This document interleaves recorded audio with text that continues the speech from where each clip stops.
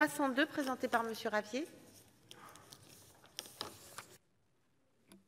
Merci Madame la Présidente. Madame la Présidente, Monsieur le Ministre, mes chers collègues, le choix des mots qui fait la sémantique d'un texte de loi fixe les limites et donc l'action de ceux qui devront l'appliquer. Ce choix est donc déterminant.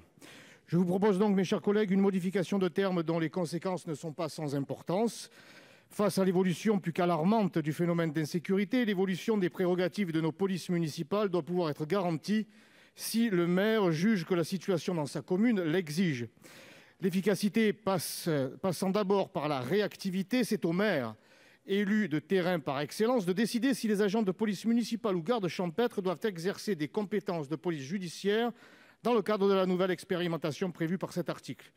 Aussi, les maires qui souhaitent participer à cette expérimentation doivent pouvoir obtenir et non pas simplement demander, car ce terme ne leur garantit rien.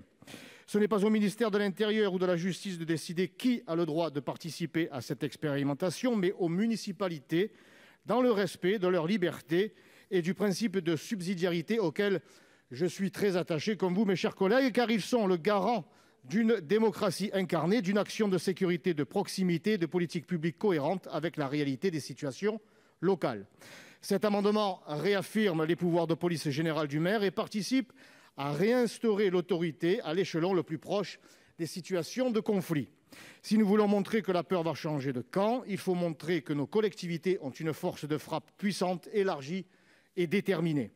Pour porter de nouvelles ambitions en matière de sécurité adaptées à notre présent et afin de ne pas nous laisser déborder par un futur plus violent encore, il faut leur donner une incarnation territoriale. Le maire est le premier concerné par la sécurité sur son territoire pour être celui qui est sollicité en permanence. Il doit dès lors pouvoir obtenir ces nouvelles compétences de police judiciaire pour ses agents.